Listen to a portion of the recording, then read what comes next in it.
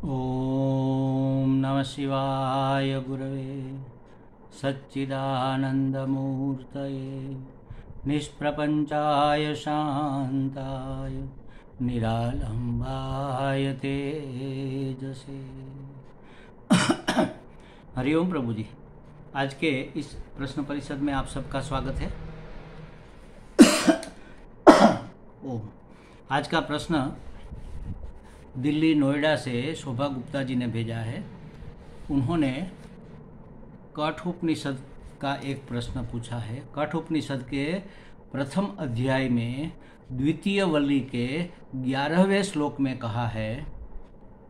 देखो, कठोपनिषद में व्यवस्था क्या है कि पहला अध्याय, दूसरा अध्याय, ऐसे अध्याय भी है और हर एक अध्याय में पहली वल्ली, दूसरी वल्ली, तीसरी वल्ली, ऐसी वल्लियाँ भी है और उसमें 1, 2, 3, 4 ऐसा क्रम करके श्लोक दिए गए हैं।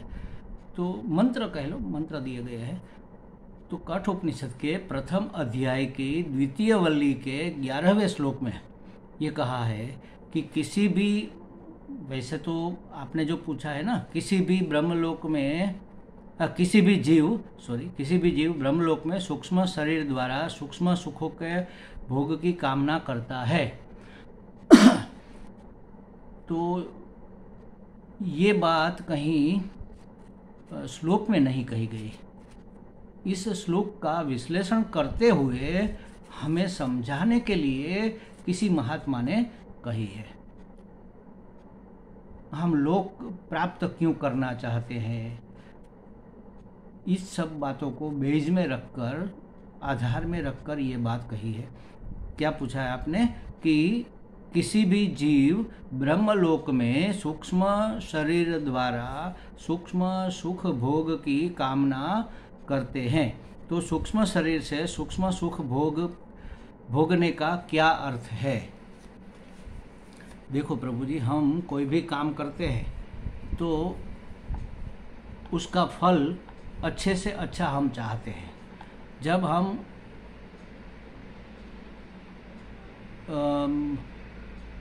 पुराण के अनुसार या श्रुति के अनुसार या स्मृति के अनुसार स्मृत्य कोई कर्म करते हैं तो उसका हमें फल पुण्य मिलता है और पुण्य का परिणाम हमें सुख मिलता है। जैसे समझो कि हमने यज्ञ किया, तो यज्ञ हम क्यों करते हैं? क्योंकि हमारे पुण्य पैदा हो और पुण्य के परिणाम स्वरूप हमें ऊर्ध्व गति मिले, उत्कृष्ट लोक मिले। 2 गतियाँ हैं, एक ऊर्ध्व गति, एक अधोगति। अधो माने निम्न गति और उत्कृष्ट गति। ऊर्ध्व गति या सदगति कह लो और अधोगति, कोई व्यक्ति मर जाता है तो हम कहते हैं ना, भगवान उसकी आत्मा को सदगति प्रदान करे। वहाँ आत्मा का अर्थ सूक्ष्म शरीर है, सूक्ष्म शरीर ही जाता है, आत्मा तो कहीं आती जाती है नहीं। तो उसको सदगति मतलब अच्छी गति, जो सत्यलोक की ओर जा रही है, ऐसी गति उसको मिले, माने ऊर्ध्व गति मिले। और हम ये भी कहते हैं कि हम जब निकृष्ट कर्म करते हैं, पाप कर्म करते हैं, तो अधोगति होती है। अधोगति में क्या है? देखो, मनुष्य जन्म मध्य में है, ये भूलोक है। इससे ऊपर भुवः स्वः मह जनः तपः, ऐसा करके ब्रह्मलोक तक, सत्यलोक तक, ब्रह्मलोक सत्यलोक कहते हैं, वहाँ तक की ऊर्ध्व गतियाँ है। मनुष्य का शरीर छूटता है और उसके पुण्य है तो उसको ऊपर की गतियाँ मिलेगी। यक्ष गति कह लो, गंधर्व गति कह लो, देव गति कह लो, इससे आगे आगे की गतियाँ उसको मिलती है। और जब ये देह छूट जाता है तो अगर कोई वासना रह गई है और उसकी अकाल मृत्यु जैसा कुछ हुआ है तो उसका शरीर, प्रेत शरीर, जो भूत प्रेत कहते हैं हम, उसका धुआं जैसा उसका शरीर होता है। और उससे ऊपर जाओ तो फिर ये भाप जो बन जाती है, भाप जैसा शरीर होता है। उससे ऊपर जाओ तो भाप में भी भाप से भी सूक्ष्म हो जाता है, सिर्फ ऊष्मा के रूप में रहता है, फिर वायु के रूप में रहता है। ऐसा ऐसा शरीर सूक्ष्म होता जाता है, जो दृष्टि से या इंद्रियों से पकड़ में नहीं आता, उसको सूक्ष्म शरीर कहते हैं। मनुष्य के अंदर सूक्ष्म शरीर 16 तत्वों का बना हुआ माना जाता है। 5 प्राण, 5 ज्ञानेंद्रियाँ, 5 कर्मेंद्रियाँ और 1 अंतःकरण। अंतःकरण एक ही मान ले तो फिर ये हो गए 16। हर जगह आता है 16 कल पुरुष, पुरुष 16 कलाओं वाला है, ये 16 उसकी कलाएं हैं, मतलब सूक्ष्म शरीर है। कभी अंतःकरण को 2 भागों में भी बता दिया जाता है, मन बुद्धि, तो ये हो गए 17 तत्व। तो सूक्ष्म शरीर 17 तत्व का होता है, ये भी ठीक है, या तो 16 कह लो या 17 कह लो। और सूक्ष्म शरीर 19 तत्वों का बना हुआ होता है, ये कहते हैं। तो मन बुद्धि चित्त अहंकार चारों को अलग बता दिया तो 19 हो गए। तो ये सूक्ष्म शरीर ये देह छूटने के बाद ही गति करता है, सूक्ष्म शरीर ही गति करता है, मतलब अगले जन्म में अगली योनि में जाता है। और अच्छे कर्म किए हैं तो ऊर्ध्व योनि में जाएगा, और बुरे कर्म किए हैं तो उसका अधः पतन होगा। पतन माने पड़ना, गिरना, तो नीचे गिरना हो जाएगा, मतलब उसकी अधोगति होगी। अधोगति माने क्या, देख लो, मनुष्य के 2 पाँव 2 हाथ ये सब है, तो 2 पाँव में से वह पहले पंछी बनेगा, या तो 4 पाँव में जाएगा, पशु बनेगा, कुत्ता, बिल्ली, गाय, भैंस इत्यादि, घोड़ा वगैरह। और इससे भी ज़्यादा अगर बुरे कर्म है तो 4 में से 6 पाँव वाला कीड़ा बनेगा, कॉकरोच है, ये स्पाइडर है, ऐसा कुछ जो ज़मीन पर चलते हैं, ऐसे चींटे हैं, मकोड़े हैं, ये सब बन सकता है, कीट पतंग है। और इससे भी अगर निकृष्ट कर्म है तो 6 में से और ज़्यादा पाँव वाले जंतु में जाएगा, जो ज़मीन के अंदर, कीचड़ के अंदर रहते हैं, रेंगते हैं। और इससे भी ज़्यादा बुरे कर्म है तो शरीर स्पृह हो जाएगा, उसका पूरा शरीर ही पाँव है, पाँव जैसे सांप है, ये सब उसके पाँव नहीं होते, उसका शरीर ही पूरा पाँव है, समझ लो। वो उसी से रेंगता जाता है, और अंदर भूगर्भ में रहते हैं, उसका दर होता है तो उसके अंदर रहते हैं। तो ये निकृष्ट गतियाँ, जिसको अधोगति कहते हैं, वो तल, अतल, वितल, सुतल, महातल, पाताल तक की जो गतियाँ हैं, ये सब निकृष्ट गति है, अधोगति है। तो मनुष्य जो भी कर्म करता है, कहीं ना कहीं यह कामना रहती है कि हमारी ऊर्ध्व गति हो, हमें अच्छा फल मिले। कहने का मतलब ये, अच्छा फल मिले माने क्या, फल तो भोग के लिए होता है ना, खाने के लिए। एप्पल लिया तो क्या करेंगे, उसको शोकेस में सजा कर तो नहीं रख सकते ना, उसको तो खाना है, इसलिए तो लिया है। तो उसका भोग करके आनंद प्राप्त करना है। किसी भी फल का भोग आनंद की प्राप्ति के लिए होता है। तो ऊर्ध्व गति में देवलोक मिले मतलब क्या, स्वर्गलोक मिले मतलब क्या, तो स्वर्गलोक में सुख ही सुख है, वहाँ इंद्रियों की मर्यादाएं नहीं है। यहाँ तो हम देखो, टीवी देखते हैं तो देखते देखते थक जाते हैं, तो हम देखना बंद कर देते हैं। और खाना खाते हैं तो खाते खाते तृप्त हो जाते हैं, भोजन खाना बंद कर देते हैं। तो हर एक इंद्रियों के जो विषय है वह थक जाता है, उसकी तृप्ति हो जाती है, उसकी मर्यादा रहती है, और धीरे धीरे इंद्रिया क्षीण भी हो जाती है। लेकिन ऊर्ध्व लोक में जैसे जैसे जाओगे वैसे वैसे आपकी इंद्रियां प्रबल होती जाएगी। सिर्फ मन से ही भोग करना होता है, मन से माने ये सूक्ष्म शरीर से ही भोग करना होता है। वहाँ स्थूल कोई वस्तु तो होती नहीं। यहाँ जैसे हमारे सामने एक एप्पल रखा हुआ है, एक केला रखा हुआ है, तो ये स्थूल है, हम हाथ से उठाएंगे तो हाथ भी स्थूल है। वैसे हाथ ये जो दिख रहा है ये तो स्थूल है, लेकिन हाथ ये गोलक है, इसके अंदर रही हुई हस्तेंद्रिया, इसकी प्रेरणा से उठता है। अगर हस्तेंद्रिया नहीं है तो हाथ होते हुए भी निकम्मा हो जाएगा। कई लोगों के एक हाथ काम करता है, एक हाथ काम नहीं करता। क्या हुआ भाई, दिख तो रहा है पूरा का पूरा, 5 उंगलियां है, हथेली है, कोहनी है, सब बाहु है, सब है, अंदर ब्लड भी सर्कुलेट कर रहा है, लेकिन उसमें से हस्तेंद्रिया विदा ले गई, वो सो गई, तो फिर हाथ काम नहीं करेगा। तो हम स्थूल शरीर से, स्थूल इंद्रियों से स्थूल पदार्थ को ग्रहण करते हैं और उसका भोग करते हैं, लेकिन वास्तव में भोग कौन करता है, सूक्ष्म इंद्रियां करती है। हम केला खाते हैं तो लगता है कि हम मुंह से चबा रहे हैं और उसका हमें मुंह में आनंद आ रहा है। वास्तव में जो ये जीवा है, रसना है, रसना उसका स्वाद चखती है, लेकिन रसनेन्द्रियां ये जीभ नहीं है। ये जो जीभ दिख रही है वह रसनेन्द्रियां नहीं है, वह तो रसनेन्द्रिय को रहने का स्थान है, गोलक है। तो सूक्ष्म से ही भोग होता है, और सूक्ष्म भोग दीर्घ हो सकता है। स्वर्गलोक में जहाँ स्थूल इंद्रियां नहीं रहती, वहाँ इंद्रियों का कोई लिमिट नहीं रहता, मर्यादा नहीं रहती, वहाँ चाहे जितना आप भोग करो, कंटिन्यू भोग। स्वर्गलोक के देवता तो भोग प्रधान है, वहाँ तो भोग ही पूरा दिन पूरी रात बस भोग ही भोग है, और कुछ है ही नहीं। भोग कर आनंद प्राप्त करने का प्रयत्न करते हैं, फिर दूसरा विषय, फिर तीसरा विषय, फिर चौथा विषय, क्योंकि वहाँ भी मन तो रहता है, तो मन बदलता रहता है। कभी अप्सराओं के नृत्य देख लिए, कभी शराब ये जो आसव है वह पी लिया, कभी स्वर्ग नदी में स्नान किया, कभी वहाँ की जो वाटिका है, बागीचा है, उसमें घूम लिए, वहाँ के पुष्पों का हार पहन लिया, ये सब भोग ही तो है। तो वहाँ कैसे करेंगे, वहाँ यह शरीर तो गया नहीं, सूक्ष्म शरीर है और सूक्ष्म भोग है। उस सूक्ष्म शरीर से सूक्ष्म भोगों को भोगना होता है। तो देखो महाराज, हमारा कोई भी कार्य हमें उत्कृष्ट की प्राप्ति हो, इसलिए हमें ज़्यादा से ज़्यादा सुख मिले, इसलिए हम करते हैं। लेकिन बेवकूफ़ी वहाँ कर जाते हैं कि हम ज़्यादा से ज़्यादा सुख चाहते हैं, आत्यंतिक सुख नहीं चाहते। अत्यंत, अति से भी ऊपर जो आए लेकिन कभी जाए नहीं, उसको आनंद कहते हैं। और जिसके पाने के लिए, जिसकी प्राप्ति के लिए किसी और पदार्थ की आवश्यकता नहीं रहती, भोग करने की आवश्यकता नहीं, अपने आप आनंद ओवरफ्लो होता है, अपने अंतःकरण से, अपने मन से ही आनंद ओवरफ्लोइंग होता है, इसको कहेंगे आनंद की प्राप्ति। वह स्वरूप है हमारा, तो स्वरूप की प्राप्ति से, स्वरूप के ज्ञान से वह मिलता है। तो यह कौन जानेगा, जो गुरु के पास गया है, गुरु से शिक्षा मांग रहा है, शिक्षा उसको मिल रही है, उसको पता चलेगा। बाकी तो सब हम आज भी इतना जानते हुए भी हम तो यही चाहते हैं कि हमें ऊंचे से ऊंचे सुख मिले। जो मिला वो जाएगा ही, समझो, जो जन्मा वो मरेगा, जो प्राप्त हुआ वो अप्राप्त भी हो जाएगा। तो ऐसा कौन सा आनंद है, कौन सा सुख है जो प्राप्त होने के बाद भी जाएगा नहीं? तो वो अप्राप्त होगा तभी तो, इसलिए कहते हैं कि अपने स्वरूप का आनंद अप्राप्त की प्राप्ति है। जो प्राप्त से प्राप्ति है, प्राप्त की प्राप्ति है, अप्राप्त की प्राप्ति तो ये विषयों का भोग है। ये प्राप्त ही है, उसको प्राप्त करना है। अरे प्राप्त ही है तो उसको कैसे प्राप्त करेंगे भाई?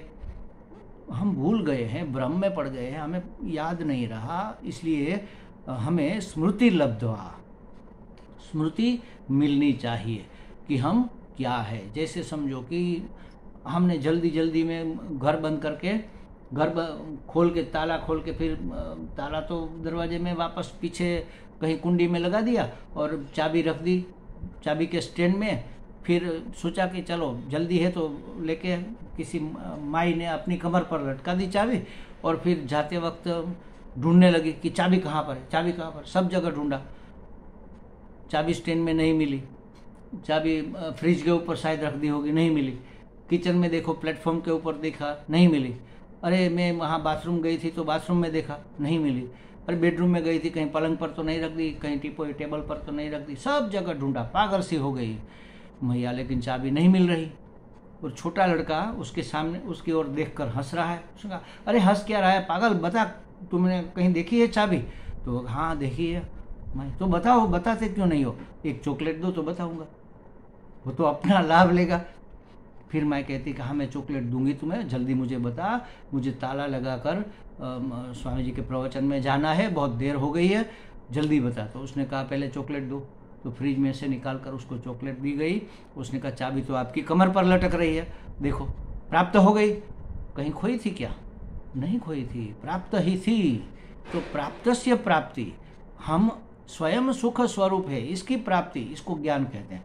जब यह ज्ञान आता है तब कोई कामना नहीं रहती। यह ज्ञान जब तक नहीं आया तब तक हमें उत्कृष्ट से उत्कृष्ट की प्राप्ति करने की, लोक प्राप्त करने की कामना रहती है। अच्छा देखो, ये जब ज्ञान हो गया, बौद्धिक ज्ञान हुआ, अभी अनुभव में नहीं आया, बुद्धि में समझ आ गई, लेकिन मन में अभी उसके संस्कार नहीं पड़े, तो भी ज़्यादातर लोग क्या करते हैं, दोनों पलड़े में पाँव रखना चाहते हैं कि हमें मोक्ष तो मिले, लेकिन सब भोग ले पहले, ज़्यादा से ज़्यादा, इसके बाद मोक्ष मिले। तो ऐसा एक ब्रह्मलोक है, वहाँ यज्ञ से जाया जा सकता है। ब्रह्मलोक में जाकर सब सुख भोग कर, कल्प के अंत में जब ब्रह्मा जी विदा लेते हैं, उसका अंत आता है, उसके साथ जो वहाँ के जीव है उसका भी अंत आता है, उसको मुक्ति मिलती है। कैसे मिलती है वहाँ पर मुक्ति? ज्ञान बगैर तो मुक्ति मिलती नहीं। वहाँ ब्रह्मा जी से वह ज्ञान प्राप्त करते हैं। भोग भी प्राप्त करते हैं और ज्ञान भी प्राप्त करते हैं। तो इसीलिए ब्रह्मलोक सबसे उत्कृष्ट माना गया है, उससे अंतिम और कोई चीज़ नहीं है। लेकिन जो सच्चा वैरागी है वह तो ब्रह्मलोक भुवान, ब्रह्मलोक तक के सभी विषयों से मुंह मोड़ लेता है, उसी को वैराग्यवान कहते हैं। तभी उसको सीधी डायरेक्ट आज ही और अभी और इसी वक्त मुक्ति मिल जाती है। वो तो क्या करेंगे, इतने यज्ञ किए, इतने कर्म किए, इतने अच्छे अच्छे, उसमें भी कहीं गलती रह जाती है, कोई फल बीच वाला भोगना पड़ जाता है। तो ब्रह्मलोक की ऑफर की जब यमराजा ने नचिकेता को कि भाई चलो हम तुम्हें ब्रह्मलोक का वास दे देंगे या तो ब्रह्मा ही बना देंगे, हिरण्यगर्भ का पद दे देंगे, तो फिर तुम्हारी मुक्ति तो निश्चित है वहाँ पर रहकर भोग कर। तो उसने कहा कि उसका भी तो अंत है, वहाँ भोगने के बाद अगर वासना निर्मित जो थी वह निवृत्त नहीं हुई तो फिर वहाँ से भी वापस आना पड़ेगा, ब्रह्मलोक से भी वापस मर्त्यलोक में आना पड़ता है। और जिसकी कामना है कि मुझे मुक्त होना है, भोग चाहे मिले चाहे ना मिले, पुण्य कर्म तो बहुत किए है, लेकिन तमन्ना मुक्त होने की है, तो भोग मिलने के साथ साथ उसको मुक्ति भी, उसको कहते क्रम मुक्ति। तो क्रम मुक्ति के लिए कई प्रकार के कर्म करने हो। उसमें एक नचिकेता को पहले वरदान दिया यमराजा ने कि ऐसा एक यज्ञ है, अग्नि की पूजा है, जिसको करने से ब्रह्मलोक की प्राप्ति होती है। तो मैं आज से उस अग्नि का नाम नाचिकेत अग्नि ऐसा कहता हूँ, ये नाचिकेत अग्नि के नाम से प्रख्यात होगा तुम्हारे नाम से। तो अगर नचिकेता ये नाचिकेत अग्नि के द्वारा उपासना करेगा, यह यज्ञ करेगा, तो उसको ब्रह्मलोक तक की प्राप्ति हो सकती है। लेकिन इतना दृढ़ वैराग्यवान है, वह कहता है वहाँ जाकर भी क्या करेंगे, वहाँ जाकर सूक्ष्म देह से सूक्ष्म भोग ही तो करने हैं, और क्या करना है। तो क्यों बीच में कोई स्टेशन मीडिया वाया क्यों करे, डायरेक्ट सीधा जेट विमान में बैठकर चले जाओ, कहीं रुकना नहीं, कहीं कोई स्टेशन नहीं, सीधा अपने लक्ष्य पर पहुँचो और मुक्त हो जाओ और अपना ही आनंद, इतना आनंद भोगो कि जिसका कभी अंत ही नहीं होता, जहाँ दुख का लेस भी नहीं है। तो कोई समस्या ही नहीं है, कोई परवस्था नहीं है, कोई बंधन नहीं है, कोई बेवकूफ़ी वहाँ पर नहीं है, वहाँ न तो मृत्यु है। तो ऐसी मुक्ति का आनंद जिसको समझ में आ गया, वह क्यों ये बीच वाले रास्ते अपनाएगा, क्योंकि वहाँ पर भी तो सूक्ष्म शरीर ही जाता है ना, किसी भी लोक में जाएगा कौन, ये सूक्ष्म शरीर जाएगा। और वहाँ पर जो भोग मिलेंगे वो भी क्या होंगे, सूक्ष्म ही होंगे ना, सूक्ष्म शरीर से सूक्ष्म भोग होते हैं, स्थूल शरीर से स्थूल भोग। देखते हैं कि भाई देखो बंदर बैठा है, हाथ में केला है और खा रहा है, स्थूल केला, स्थूल बंदर, स्थूल मुंह से चबा रहा है, लेकिन वास्तव में उसकी रसन इंद्रियां केले के अंदर रहा हुआ केलापन ग्रहण कर रही है। तो ये जो केलापन है, त्व जिसको कहते हैं, केलात्व पदार्थ जो है, पदार्थत्व, उसमें जो ये त्व उसका पन है, वह जो ग्रहण वास्तव में होता है इंद्रियों से होता है, सूक्ष्म इंद्रियों से। तो वहाँ पर सूक्ष्म शरीर लेकर जाएंगे और सूक्ष्म इंद्रियों से सूक्ष्म विषयों का भोग ही तो करना है। तो ये कोई छोड़ नहीं सकता महाराज। ये अगर आज परमात्मा प्रकट होकर कह दे कि तुम्हें ब्रह्मलोक देता हूँ, तो हम क्या इनकार करेंगे? कोई नहीं करेगा, कहेंगे हाँ हाँ दे दो दे दो। इतना दृढ़ वैराग्य कि कोई भी लोक, आलोक परलोक, सभी लोगों के सभी भोगों का जिसने परित्याग कर दिया है, उससे मुंह मोड़ लिया है, ऐसा वैराग्यवान मुक्ति का अधिकारी है महाराज। कुछ नहीं चाहिए। चाहिए का मतलब यही है कि मैं अधूरा हूँ और मुझे चाहिए पूर्णता प्राप्त करनी है, मैं सुखी नहीं हूँ, मुझे सुखी होना है। अरे भाई तुम सुख स्वरूप हो, सत्य स्वरूप हो, चित्त स्वरूप हो, आनंद स्वरूप हो। अब तो उसमें न तो कोई बंधन है, न तो कोई पराधीनता है, न तो कोई कमी है, न तो कहीं दुख का लेस भी है। तो तुम्हें चाहिए क्यों? जब है ही तो चाहने की, तो चाहने का मतलब ही यही हुआ कि अज्ञान है। चाहने का मतलब ही यही हुआ कि अभी कामना है। कामना का मतलब हुआ अभी वैराग्य दृढ़ नहीं है। वैराग्य दृढ़ नहीं है तो पहला स्टेप होता है विवेक। विवेक जगह नहीं है। अगर विवेक जाग गया तो वैराग्य हो जाएगा। वैराग्य होगा तो फिर परांगमुख हो जाएगा, विषयों से अपना मुंह मोड़ लेगा, उपरति हो जाएगी। तो उपरत हो जाना विषयों से, ब्रह्मलोक तक के विषयों से उपरत हो जाने वाला दृढ़ वैराग्यवान विवेकी मुमुक्षु साधक ही मुक्ति का अधिकारी होता है। ये वह पद है। देखो एक एक शब्द आप देख लो, उसमें कहीं पर ये बात नहीं मैंने जो कहा। कामस्य आप्तिम माने सर्व भोगों की अवधि है। ये ब्रह्मलोक कैसा है? कामस्य आप्तिम सर्व भोगों की अवधि है। जगत प्रतिष्ठम, जगत की प्रतिष्ठा, जगत का आधार रूप है। क्रतो अनंत्यम, यज्ञ का चिरस्थायी फल है। अनंत्यम, क्रतो माने यज्ञ, यज्ञ का फल मिलता है लेकिन वह अंतवान होता है। ये तो कल्प तक रहता है, अंतवान नहीं रहता। अभयस्य परम, भय की वहाँ अभिव्यक्ति नहीं है। क्यों? क्योंकि आप सर्वशक्तिमान हो। भय किसका? और स्तोत्र महत, महान स्तुति करने योग्य वह पद है। ऐसा पद जब, और कैसा? आरुगायम, यह शाश्वत पद है। इस शाश्वत पद को भी, लेकिन है तो सापेक्ष, निरपेक्ष तो नहीं है। तो इसको देखकर भी धैर्यवान, धीर, धृत्य, धैर्यवान और बुद्धिमान नचिकेता ने अत्यश्राक्षी त्याग कर दिया इसका भी। तब यमराजा को लगा कि हाँ, ये वास्तव में ब्रह्म विद्या का अधिकारी है, इसको और कोई लालच नहीं है, तो इसको ब्रह्म विद्या प्रदान करनी चाहिए।